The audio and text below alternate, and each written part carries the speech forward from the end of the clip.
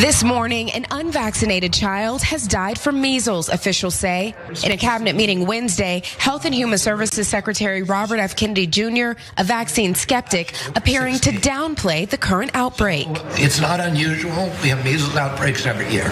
Kennedy also saying hospitalizations were done mainly for quarantine, though healthcare providers on the front lines say that's not true.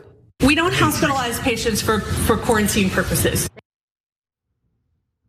For the first time in a decade in the United States, a child has died from measles. And there is a measles outbreak in 2 states, Texas and New Mexico. Now, HHS Secretary and vaccine skeptic RFK Jr. is facing backlash for seeming to downplay the severity of the situation. First, here's what we know about what's currently transpiring in Texas specifically. The number of confirmed measles cases reported in an outbreak in West Texas is now at 124. The Texas Department of Health Services said in an update Tuesday, an increase of 34 since late last week. Most of these cases are in children ages 5 to 17. Now, the whole vaccine skeptic movement is worried that these vaccines are going to cause, harm to their children. It's going to be dangerous for their children. They don't want their children to die. But in this case, we have a child who wasn't vaccinated for measles and died from complications from measles. So, all right, anyway, local health experts or officials say of all of the people hospitalized are unvaccinated and are actively receiving treatment, despite RFK Jr. claiming they were simply there at quarantine. Yeah, so look guys, I don't want people to get confused. RFK Jr. didn't cause this measles outbreak. And there was a bunch of measles outbreaks last year when Biden was in charge. That's not the issue. The issue is, how is he going to handle it? And that's what we're worried about. So here, let me skip to graphic 4 for a second. In the measles book published by Children's Health Defense, the anti-vaccine nonprofit he founded, Kennedy wrote that, quote, measles outbreaks have been fabricated to create fear, including leading government officials to, quote, inflict unnecessary and risky vaccines on millions of children for the sole purpose of fattening industry profits. No, that is not true. And by the way, to be clear, 2 things can be true at the same time. Drug companies that produce vaccines could want to profit more off of vaccines, of course, right? But vaccines could still work. Those 2 things could be true at the same time. So does the measles vaccine work? Now let's go to the chart that I skipped over earlier. So you see this chart? 1963, the vaccine is licensed when it's all the way up there at 500,000 cases or so. And then after the vaccine, boom, flatline. That's not a coincidence, okay? That vaccine works. And when you don't have the vaccine, measles is super infectious and does massive damage. So we'll talk a little bit more about what he should do in a second, but I need you to know that context. Yeah, so in the year 2000, measles was considered to be eliminated thanks to mass vaccinations. By the way, 2 doses of the measles shot are 97% effective in preventing the disease. And look, let me just pause and say this. I think the pressure a lot of parents face during COVID to vaccinate their very young children has led to the kind of backlash that we're seeing toward vaccines in general. And I think that the country handled that really poorly during COVID. I don't think children needed to be vaccinated with coronavirus unless they had other comorbidities that made them incredibly vulnerable to severe illness or hospitalization or possibly death as a result of getting COVID. But for healthy young children, I don't think that it was necessary. And the government got really harsh and strict with that. Some schools got harsh and strict with that. I agree with vaccine mandates when it makes sense. In the case of COVID, I didn't think it made sense for children. Yeah, well, you're not alone. Half the doctors didn't think it made sense. So, but guys, that's the thing. Like, there's this thing like, it's conspiratorial and the government wanted you to pay for the vaccine or whatever. No, I remember when we got our kids vaccinated, it was a close call. because the doctors at the time were saying the kids don't really need it that much. I guess if you want to be safe, sure. And so a lot of people said, okay, and including me and my wife, we said, yeah, sure, okay, let's do it. But it was a close call. It wasn't like they were pitching it as like you really need it. On the other hand, when you ask doctors about, hey, should you get the measles vaccine? They're like, yes. Yeah, and that's the thing. That's the thing. Like the measles vaccine, it's been around since the 60s. There haven't been problems with it. Like it has a track record that you can look at, right? So health professionals are nearly certain, by the way, that this outbreak, this measles outbreak, will continue to spread since measles is super contagious. Take a look. If you walk into a room and you have measles, 80 to 90% of those individuals within a week will come down with measles. All you have to do is go in that room, breathe, cough a couple of times, but 80 to 90% of those individuals in that room will become infected with measles if they're not vaccinated. So let's talk a little bit about RFK Jr. because, like you mentioned, he's not the cause of what's happening in New Mexico and Texas right now with this measles outbreak.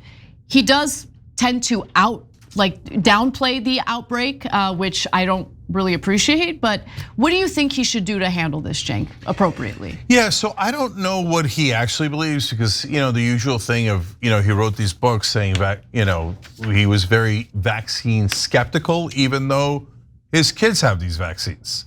So hard to tell. But as I read you that quote, he's saying it's overhyped. It's the government trying to get you to take it, etc. And he did that fear mongering, which did lead to a lot of people. And he's not solely responsible, but he's in the group that is responsible for fear mongering on legitimate vaccines, which then led to this hesitation. Now, in this particular case, by the way, just so you know, the kid who died, it was in the county with a heavy Mennonite population. The Mennonites have been opposed to these vaccines pre-RFK Jr. and the vaccine skepticism, etc. And so the outbreak was particularly in that community, but there are many other outbreaks happening in other communities as well, in West Texas, now in New Mexico, etc. Because less and less people started getting vaccines. So but then when he went to his nomination and his hearings, he said, oh, no, I just have issues with this specific part of what the government does. For example, not allowing lawsuits against vaccines so they can't be properly vetted, etc. But I'm not against vaccines. Well, now this is the proving ground. Which Bobby Kennedy Jr. is it? Is it the one who wrote that the government's gonna overhype things like this? Because if that's the real Bobby Kennedy, then he won't do much because he won't wanna overhype it. And he won't say, hey, go get the vaccine, it's really important.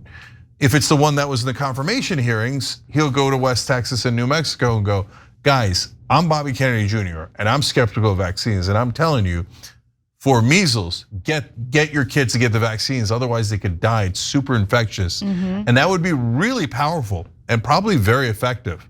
So which one is he gonna do? We don't know, we're gonna find out. And even the New York Post's editorial board has put out a piece basically sharing their concerns about his record on pushing disinformation pertaining to vaccines. And by the way, obviously the New York Post is not some lefty outlet.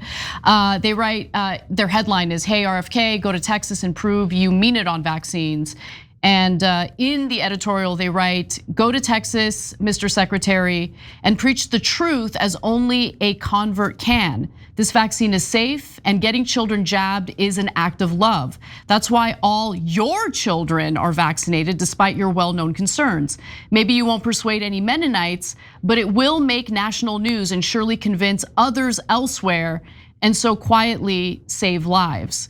More, it'll settle the suspicions that risk undermining the rest of your Make America Healthy Again agenda, and so do even more good. Yeah, look, let me double down on that last part because, when he talks about some of the stuff in our food is, problematic, he's right, right? Yep. So, I mean, I've been waiting for high fructose corn syrup to be investigated my whole life, right? It's like all these chemicals. I mean, there's all this chemical. There are so many chemicals in our food. Like you can buy a loaf of bread at the supermarket and put it on your shelf in your pantry, whatever. Leave it there for a month. Check in on it. No mold, no nothing. Like what is in the bread? Yeah, I mean, look, I grew up in Turkey till I was 8, and you get a piece of bread, and within 2 days, it's either moldy. It's moldy or stale. It's because that's real bread, right? What we're eating, not quite as real. So, but why does nobody look into high fructose corn syrup that probably collectively added 10 pounds per American throughout the entire country, and I'm probably underselling? Because of the giant corn industry. I mean, this is hilarious. Every industry has giant lobbyists, and so the farmers get subsidies, and that creates way too much corn, which then gets turned into high fructose corn syrup because it's cheaper instead of sugar, and it adds way more weight and is much more dangerous to our health. So there's a lot of good he can do, preventing people from getting measles vaccine or not encouraging them to get the measles vaccine. Not among that.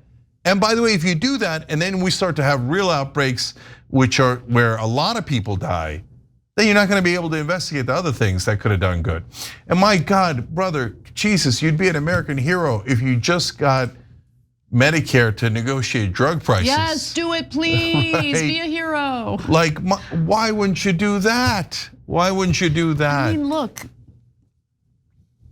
I mean, even if you don't care about the issue, which I hope you do, but do it to retaliate against your, Democratic buddies who screwed you over in the last election cycle. Yeah, so look, we know why they don't do it. We know why Obama didn't do it, Trump didn't do it, Biden didn't do it, because of money, corruption. They're all pigs at the trough, right? So they're busy getting all the money from the drug companies to sell us out 100%. Not being able to negotiate drug prices is the most anti-competitive, anti-free market, anti-capitalist policy in American history. It's if the politicians wanted to attack it, they wouldn't even have to demagogue to call it communist. I mean, it's literally you can't negotiate prices. You have to accept whatever the state tells you. In this case, the state and the corporations have merged, and they're literally killing us because of how high their drug prices are. But they're not maximizing for number of lives saved. They're maximizing for profit. So we know why the corrupt pigs won't negotiate this. If Bobby Kennedy Jr. and Donald Trump actually did the right thing and just did the bare minimum, which is negotiate drug prices, bring it back to a normal, sane policy, they'd be utter heroes. Yep. And are they going to do that, or are they just going to be as corrupt as everyone else and all of their populist talk, blah, blah, blah, blah, blah, blah, blah, just to trick people? And just one giant fraud. So we'll see, we're gonna find out. So we're gonna find out on the measles, and we're gonna find out on actual policies that matter to the American people. He can make a giant positive difference. Is he going to choose to? Is Trump and his donors going to allow him to? Well, that's, I guess, in the sequel of this movie. Every time you ring the bell below, an angel gets his wings. Totally not true, but it does keep you updated on our live shows.